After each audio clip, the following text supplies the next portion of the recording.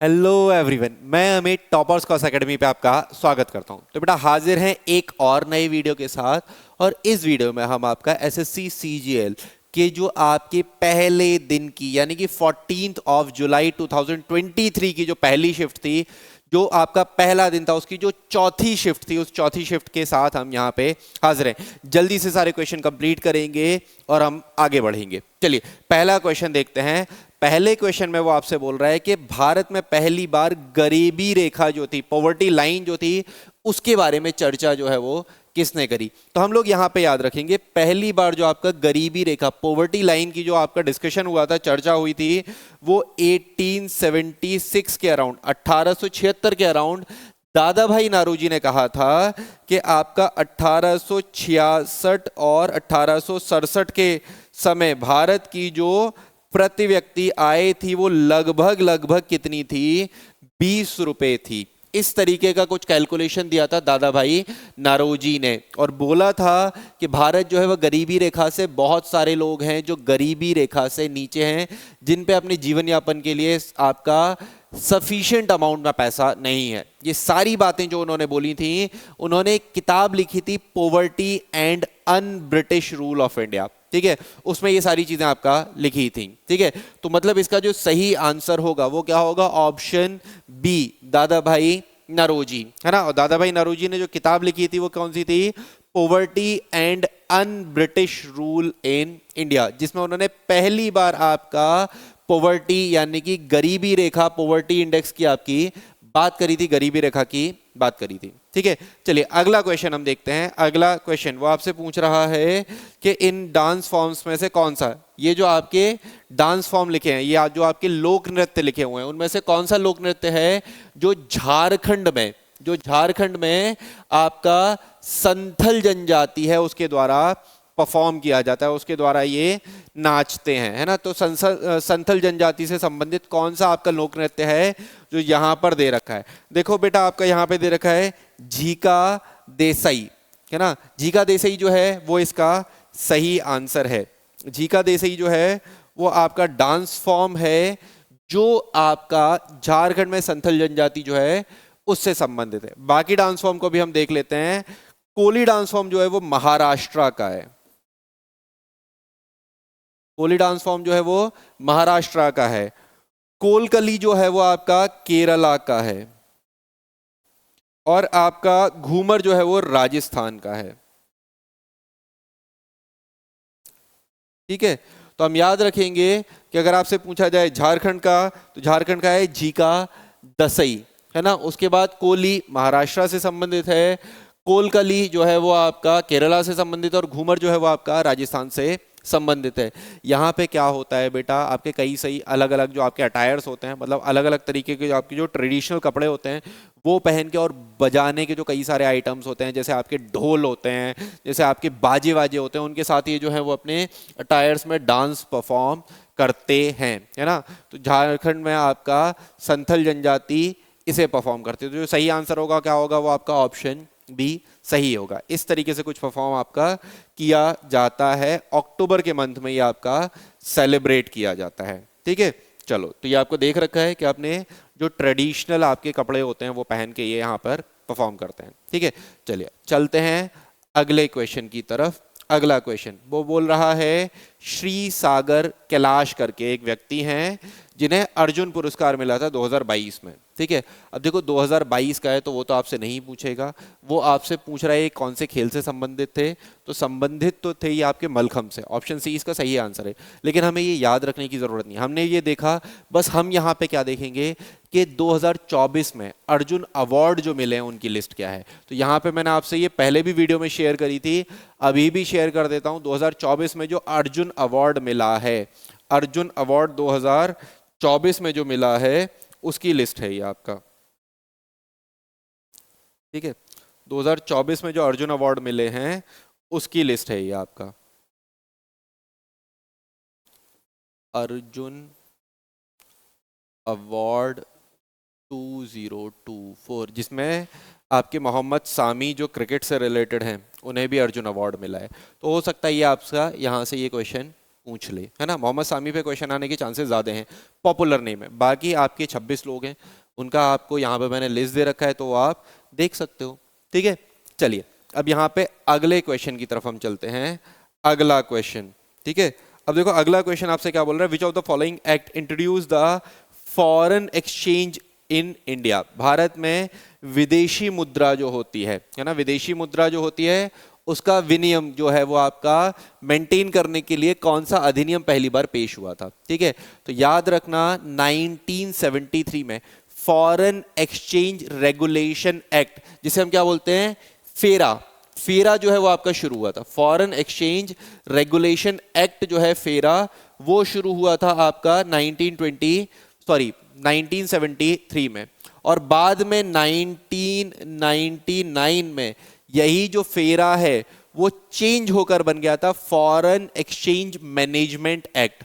तो फेरा जो है वो फेमा में बन गया था। तो ये फेरा फेमा का जो आपका एक्ट है वो फॉरेन एक्सचेंज मैनेजमेंट से रिलेटेड है जो आपका बने थे। लेकिन बात हो रही है 1973 की, तो आंसर क्या होगा, आंसर डी, यानी कि फेरा जो है वो इसका सही आंसर होगा, ठीक है। चलिए चलते हैं आपके अगले क्वेश्चन की तरफ। यहां पे इसने दे रखा है कि 1973 में ये फेरा एक्ट था, उसके बाद ये आपका 1999 में ये फेमा एक्ट बन गया, ठीक है। अगला क्वेश्चन, 2022 में, है ना, इंटरनेशनल विमेंस डे, है ना, अंतर्राष्ट्रीय महिला दिवस पर आपका गवर्नमेंट ने एक स्कीम लॉन्च करी थी। उस स्कीम का नाम आपसे पूछ रहा है।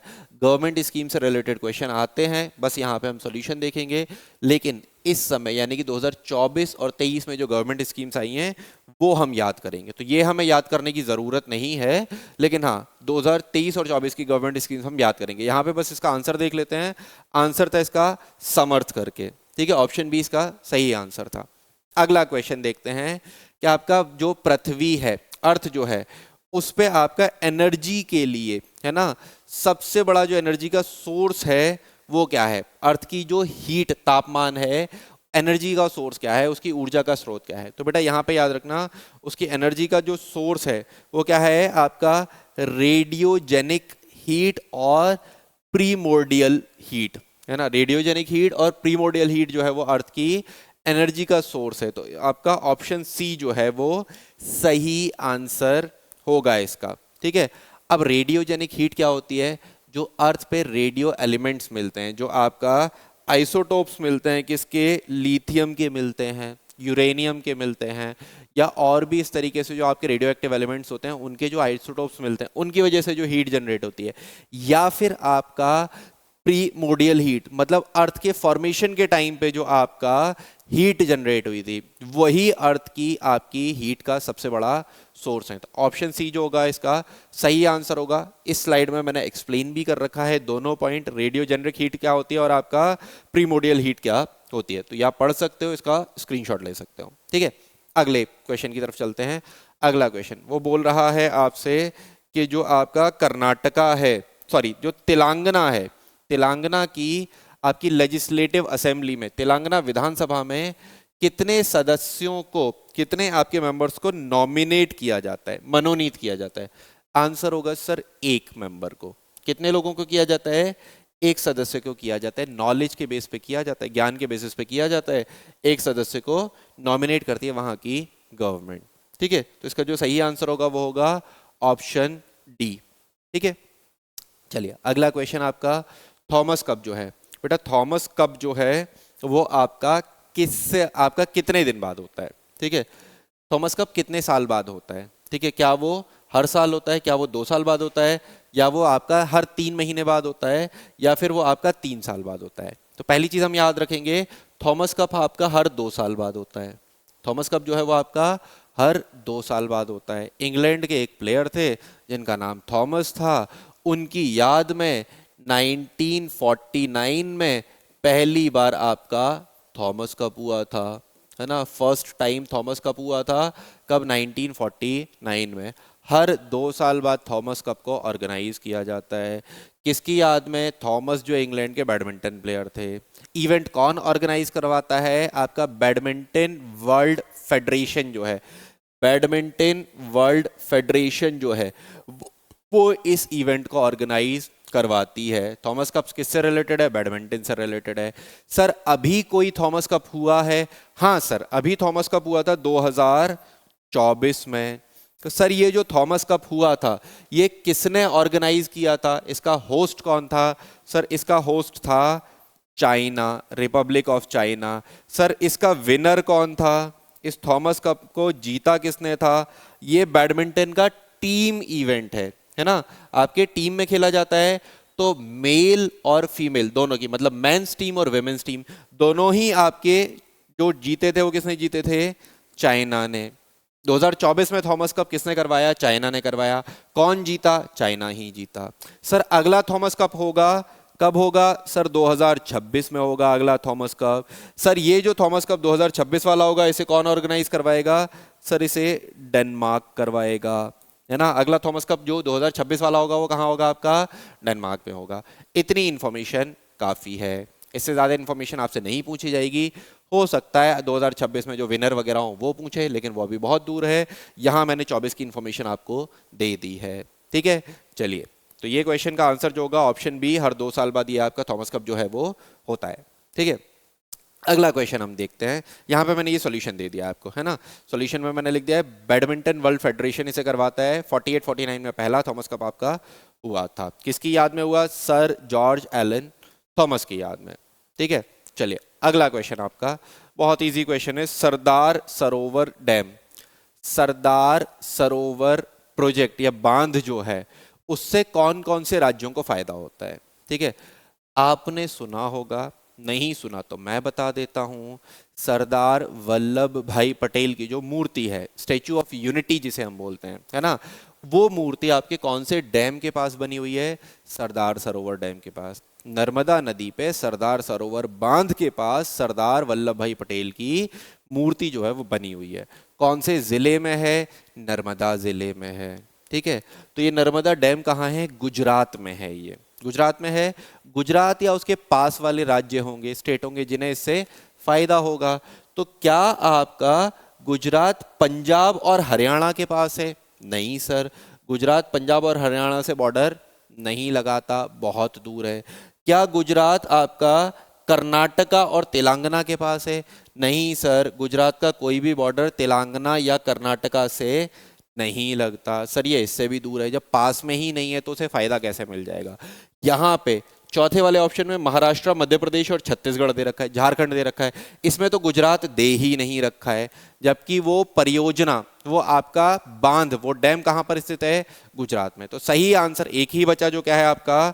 सी। महाराष्ट्र, मध्य प्रदेश, गुजरात और राजस्थान को फायदा होता है सरदार सरोवर डैम से, ठीक है। चलिए, तो इसका जो सही आंसर होगा वो होगा ऑप्शन सी। अगले क्वेश्चन की तरफ चलते हैं।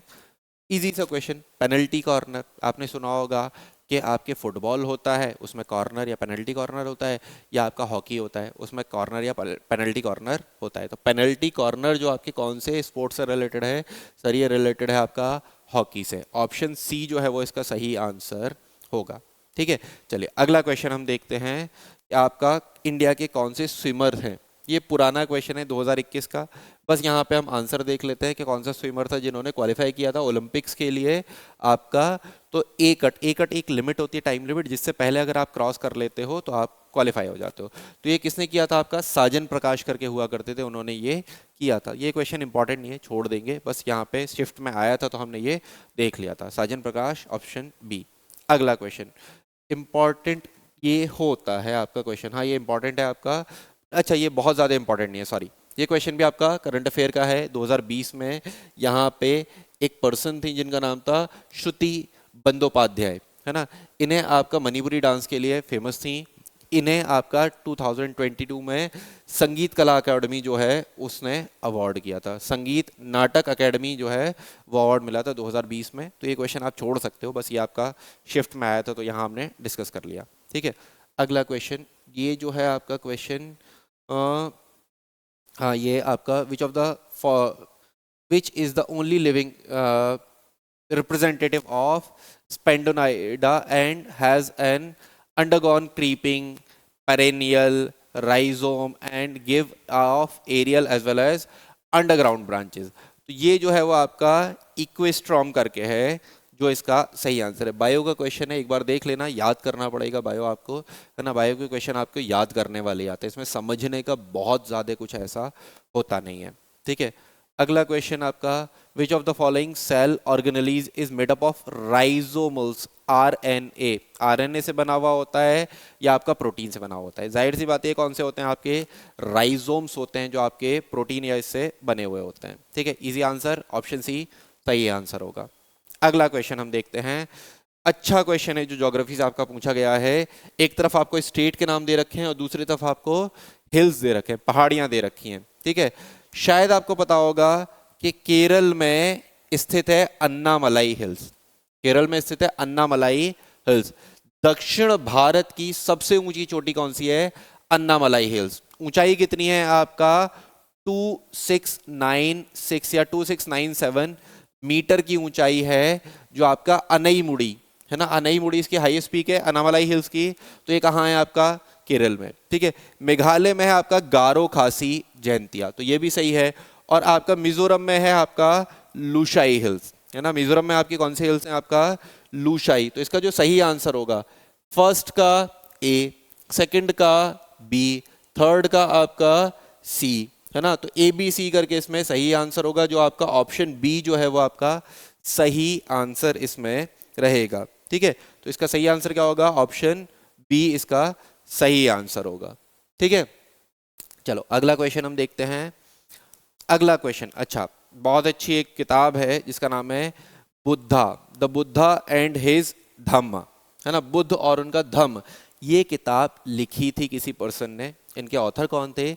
और उनके मरने के बाद ये किताब जो है वो पब्लिश हुई थी। तो ये किताब जो बेटा लिखी थी ना, डॉक्टर भीमराव अंबेडकर ने लिखी थी, है ना। और ये बुक पब्लिश कब हुई थी? 1957 में। भीमराव अंबेडकर की डेथ आपका 1955 1956 के अराउंड होगी। उसके बाद ये बुक जो है वो आपका पब्लिश होगी, ठीक है। तो ये किताब आपकी कब प्रकाशित हुई? 1957 में। लिखी किसने थी? आपका डॉक्टर भीमराव अंबेडकर ने, है ना। तो इसका जो सही आंसर होगा क्या होगा? वो आपका ऑप्शन डी इसका जो होगा वो सही आंसर होगा, ठीक है। अगला क्वेश्चन हम देखते हैं। केमिस्ट्री का एक आपका फॉर्मूला है जिसमें हम इलेक्ट्रॉन्स का नंबर जो है वो रिप्रेजेंट करते हैं 4n+2 के फॉर्म में। इस इक्वेशन में हम, मैथमेटिकल इक्वेशन में हम इलेक्ट्रॉन जो होते हैं, जो उनके हम नंबर को जो है वो बताते हैं। तो ये फॉर्मूला 1931 में किसके द्वारा, किस जर्मन केमिस्ट के द्वारा दिया जाएगा? तो ये दिया था आपका हक्कल ने। तो इसका सही आंसर क्या होगा? ऑप्शन डी, हक्कल्स लॉ भी बोलते हैं इसे हम आपका। तो हक्कल ने हक्कल लॉ दिया था जो आपका क्या है? 4n+2 का है, जिसके अकॉर्डिंग आपके इलेक्ट्रॉन्स जो होते हैं वो शेल्स में आपके डिसाइड होते हैं। पहली शेल, दूसरी शेल, sp, इस तरीके से sp_d या sp_f करके, sp_df करके आपने शेल्स पढ़े होंगे। साइंस अगर किसी ने 11th-12th में पढ़ी होगी तो उसमें ये आता है। नहीं पढ़ी होगी तो बेटा यहाँ आपको याद करना पड़ेगा और कोई सोल्यूशन नहीं है, ठीक है। अगला क्वेश्चन हम देखते हैं। ट्राइक्लोरोमीथेन इज बेटर नोन एज। अब ट्राइक्लोरोमीथेन, आपने क्लोरोफॉर्म सुना होगा, जो क्लोरोफॉर्म की गोलियां होती हैं, वही क्लोरोफॉर्म की गोलियां जो होती हैं उसका जो केमिकल नेम है वो आपका क्या है? ट्राइक्लोरोमीथेन। तो इसका जो सही आंसर होगा वो क्या होगा? आपका ऑप्शन बी इसका सही आंसर होगा, जो होगा आपका ट्राइक्लोरोमीथेन। क्लोरोफॉर्म्स को हम बोलते हैं, ठीक है। अगला क्वेश्चन हम देखते हैं। बोल रहे हैं फंडामेंटल ड्यूटीज, मौलिक कर्तव्य, संविधान के, कॉन्स्टिट्यूशन के पार्ट 4A में आते हैं, संविधान के भाग 4A में आते हैं। पूछा है ये कौन से आपके कॉन्स्टिट्यूशन अमेंडमेंट से ऐड हुए? तो बेटा ये जो ऐड हुए थे ना वो 42nd कॉन्स्टिट्यूशन अमेंडमेंट, 42 संवैधानिक संशोधन से हुए थे। किसकी सिफारिश पे, किसके सुझाव पर ऐड हुए थे? तो आपके ये ऐड हुए थे किसके सुझाव पर? सरदार स्वर्ण सिंह समिति के सुझाव पर। कितने मौलिक कर्तव्य जोड़े थे? सर 10 मौलिक कर्तव्य जोड़े थे 1976 1976 में। 1986 में, 1986 में हमने 11th फंडामेंटल ड्यूटी जो है वो ऐड करी थी, 11वां मौलिक कर्तव्य जो ऐड किया था। तो यहां पे सही आंसर क्या होगा आपका? Option A, 42nd constitution amend आपका 1976, चलिए अगले क्वेश्चन की तरफ हम चलते हैं। अगला क्वेश्चन बोल रहा है विच of the following personality is not associated with Carnatic music, है ना। कर्नाटिक संगीत से संबंधित आपके कौन से व्यक्ति नहीं है। बाकी इसमें तीनों जो व्यक्ति हैं वो कर्नाटिक संगीत से संबंधित हैं। अच्छा, कर्नाटिक म्यूजिक पे आपके बहुत सारे क्वेश्चन बन रहे हैं, इस पे आपका कई सारे क्वेश्चन रिपीट हो रहे हैं। तो कर्नाटिक म्यूजिक से जो संबंधित व्यक्ति इसमें नहीं है वो है आपके विष्णु नारायण। ऑप्शन डी जो होगा वो इसका वो सही होगा। बाकी सुब्रमण्यम जो है, सुब्बलक्ष्मी जो हैं, वो कर्नाटक म्यूजिक के बहुत पॉपुलर आपके म्यूजिशियंस हैं, इन्हें कई सारे अवार्ड्स भी मिल चुके हैं। ठीक है, चलिए अगला क्वेश्चन हम देखते हैं। माइक्रो फाइनेंसिंग जो होता है ना, सूक्ष्म वित्तीय संस्थान जो होते हैं उन्हें आपका कंट्रोल कौन करता है, उन्हें रेगुलेट आपका कौन करता है। तो बेटा ये जो माइक्रो फाइनेंस इंस्टीट्यूट्स होते हैं ये आपके कौन कंट्रोल करता है, कौन रेगुलेट करता है, आपका आरबीआई। ठीक है, कौन करता है, आपका रिजर्व बैंक ऑफ इंडिया। तो ऑप्शन जो ए है वो इसका सही आंसर होगा। ठीक है, अगला क्वेश्चन देखते हैं। अगला क्वेश्चन, विजयनगर एम्पायर में कृष्णदेव राय जो राया करके राजा हुआ करते थे, कृष्णदेव राय, इनका जो टाइम पीरियड था वो 1509 से लेके 1529 तक था। 1509 से लेके 1529 तक जो टाइम पीरियड था वो था कृष्णदेव राय का। और ये जो कृष्णदेव राय थे, है ना, इनके टाइम पे बहुत सारी चीजें हुई थी। विजयनगर साम्राज्य के सबसे पॉपुलर, सबसे प्रचलित राजा, सबसे ताकतवर राजा जो थे वो कौन थे, कृष्णदेव राय। ठीक है, कृष्णदेव राय ने हजारा टेम्पल्स बनवाए थे, कृष्णदेव राय ने विट्ठल स्वामी टेम्पल बनवाया था। ठीक है, इस तरीके से कई सारे मंदिरों का निर्माण किसने करवाया, कृष्णदेव राय ने। कृष्णदेव राय जब आपके राजा हुआ करते थे उस टाइम पे, यानी कि 1526 में बाबर ने भारत पर आक्रमण किया। तो बाबर ने अपनी जीवनी में, अपनी बायोग्राफी में जिस दक्षिण भारत के राजा की या जिस विजयनगर साम्राज्य के राजा की बात करी थी उसका नाम क्या था, कृष्णदेव राय। और कृष्णदेव राय ने ही अपनी मम्मी यानी कि अपनी माता, अपनी मदर के नाम पे एक आपका शहर बसाया था, नागलपुरम, है ना। इनकी माता का नाम नागा करके हुआ करता था, तो नागलपुरम जो था वो शहर बसाया था इन्होंने अपनी मदर या माँ की याद में, अपनी मदर या माता के नाम पे। ठीक है, तो मतलब इसका जो सही आंसर होगा वो सही आंसर क्या होगा, आपका ऑप्शन सी जो होगा वो इसका सही आंसर होगा। ठीक है, चलिए अगला क्वेश्चन हम देखते हैं कि नाग पंचमी जो है वो हिंदू एक कैलेंडर के अनुसार कौन से टाइम या कौन से मंथ में मनाई जाती है। तो बेटा आपको पता होगा सावन आता है, सावन आता है ना, मानसून जो आता है, तो सावन के टाइम पे हम नाग पंचमी जो है वो सेलिब्रेट करते हैं। ठीक है, तो सावन आपका श्रावण, यानी कि ऑप्शन ए जो है वो इसका सही आंसर होगा। सावन में आप मनाते हो क्या, नाग पंचमी। ठीक है, चलो सावन की 5वीं तिथि जो आपके हिंदू कैलेंडर में जो पंचमी होती है ना, आपकी एकादशी, द्वादशी या आपकी पंचमी जो होती है, उस दिन आपका नाग पंचमी सेलिब्रेट होती है। ठीक है, अगला क्वेश्चन, सीपी इल्बर्ट जो एक लॉ मेंबर थे वो कौन से आपके गवर्नर जनरल के काउंसिल में थे। सीपी इल्बर्ट जो थे ना, उन्होंने 1883 में इल्बर्ट बिल प्रेजेंट किया था, इल्बर्ट बिल, जिसमें इंडियन जजेस को अलाउ था कि वो आपके यूरोपियंस को ट्रायल कर पाएंगे। तो ये चीज हुई थी 1883 में हुई थी। 1881 में आपके गवर्नर जनरल बनकर आए थे लॉर्ड रिपन। 1881 से 84 तक जो गवर्नर जनरल रहे थे वो थे लॉर्ड रिपन। तो इल्बर्ट जो थे वो किसके अंडर थे या किसकी काउंसिल में हुआ करते थे, आपके लॉर्ड रिपन की। कर्जन का टाइम पीरियड बता देता हूं, 1899 में आए थे, 1905 तक रहे थे कर्जन। कॉर्नवालिस जो थे वो 1786 में आए थे और 93 तक रहे थे।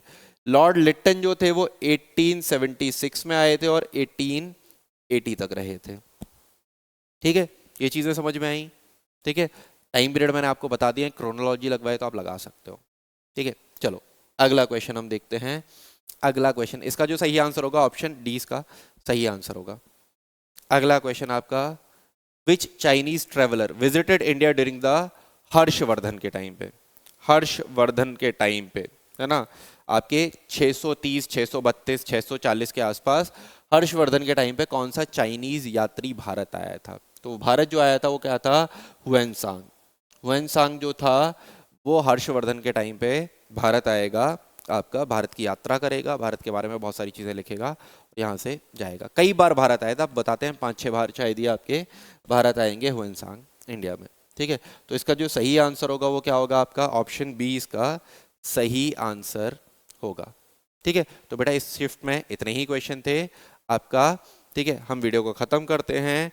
और अगर आपको ये वीडियो से फ़ायदा हो रहा है तो बेटा पूरे पूरे वीडियोस देखना, मैं आपको श्योर करता हूँ यहाँ से मैक्सिमम क्वेश्चन आपका रिपीट होगा। एसएससी क्वेश्चंस को रिपीट करता है।